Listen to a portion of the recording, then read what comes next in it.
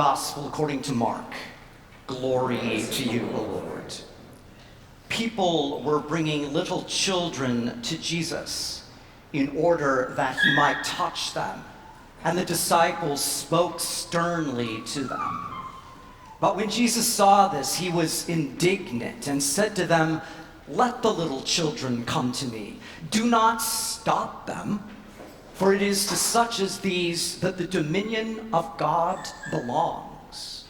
Truly I tell you, whoever does not receive the dominion of God as a little child will never enter it." And Jesus took them up in his arms, laid his hands on them, and blessed them.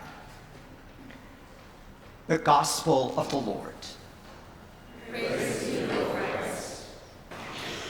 One of the first things you need to do when you get a pet is give them a name.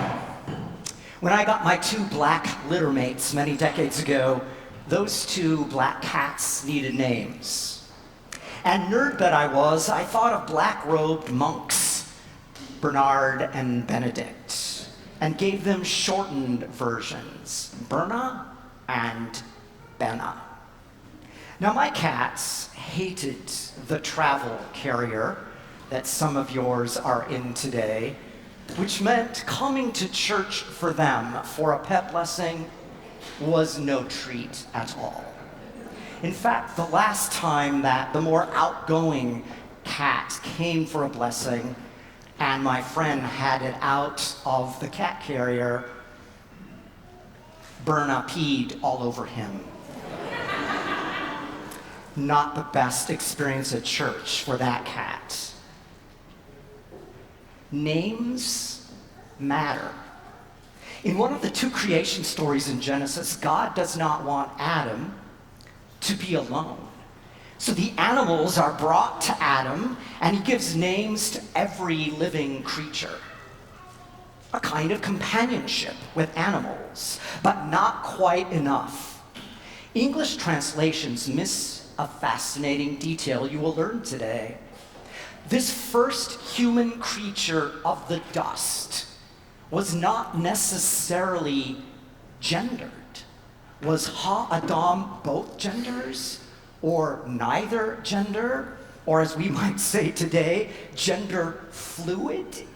It wasn't until that magical divine surgery that there was a distinction between the sexes, and the second human being is created from the first. This isn't science as we know, but it's making a theological point. Man and woman are partners. As the first creation says, they are to have dominion over the earth. But as we know, human beings have maybe misinterpreted that sense of dominion to mean domination, to rule over creation. But recent theologians point out a better way to think about it is to be stewards of creation, to be caretakers of creation. The way we name things matters. And from Genesis, one theologian reminds us that human beings are actually not that much better than the earth from which they came, not that much better than the animals with whom we share the planet, that all are created by God, all are worthy of respect, all are worthy of honor. So it was Francis of Assisi who had an intimate relationship with creation and named the animals his siblings, his sisters and brothers. In the famous Canticle of Creation, which was the basis for our first hymn, Francis called the sun his brother. Francis called the moon his sister. He used other names, Mother Earth, Brother Wind, Brother Fire, even Sister Death. Our lives are interwoven with creation. Now, naming things seems uniquely human, wouldn't you say?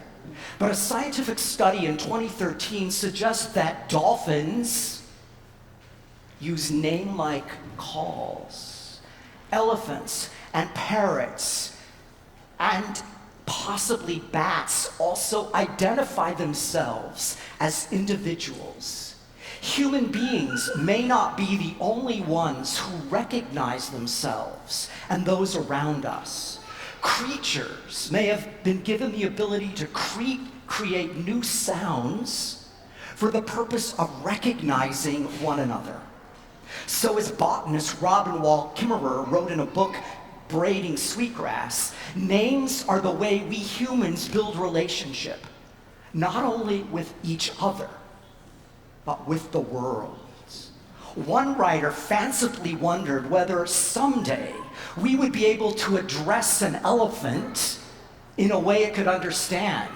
And I would go up to it and say, "My name is Craig. Tell me your name." Speaking of naming, the current climate, changing climate, is being named an apocalypse, the end of the world. And it stirs up in us fear and anxiety. It can feel like we are doomed without any hope. Yes, we are at a unique place in the Earth's history. But think of it. Civilizations have come and gone. Species have come and gone, have become extinct over time. Yet this is the first human-caused potential for crisis for the Earth, for human beings, for plant and animal life. The first step in facing a crisis is naming it. As our ancestor James Baldwin said, "Not everything that is faced can be changed, but nothing can be changed until it is faced."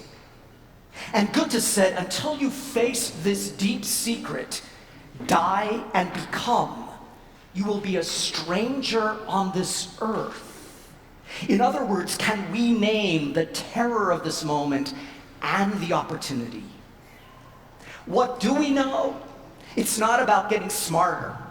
It's not about getting richer. We are already where we are because of advances in knowledge and technology and science and industrialization and greed. So a Native American activist and theologian suggests that our perception of reality is flawed, because apocalypse means ripping away the veil and seeing reality as it is. How can we imagine an alternate way to the extremes of capitalism? How can we transform our sense of resignation? How can we call on a power beyond the limits of our perception? How can we name the hope for our time? The title of one recent book is a good starting point. What if we got it right? What if we got it right? Visions of Climate Futures. This book tells the stories of people filled with hope and in their own ways getting it right. They're winning court cases. They're changing the way we do landscape architecture. They're organizing communities for climate resilience. One scientist from the Intergovernmental Panel on Climate Change, which as a body won the Nobel Peace Prize, has a provocative way to name the opportunity of our time. We are alive at the most important moment in history where we can make the biggest difference. There's so much potential, so much possibility on this planet right now for social change. So it is with gratitude, it is with joy, and it is with hope that we are connected to other creatures of the earth, to the animals sitting among us, the animals and plants on the planet, the human and non-human ancestors that have gone before us, including all the icons around this church, and Blessed Francis of Assisi. It is here. It is in this place that we are free to name our fears for the future, yet also to proclaim the good news that out of death, God brings resurrection. In a world filled with cynicism, in a world filled with doubt, we receive the dominion of God like a little child.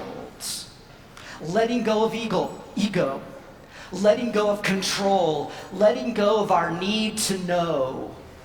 And Christ blesses us as he blesses the children, names us child of God, gathers us at this table that we may go forth and name all the creatures of the earth as our siblings. On this most glorious autumn day in Chicago, what a marvelous creation, as we will now sing, "Exalt the God who made you." Amen.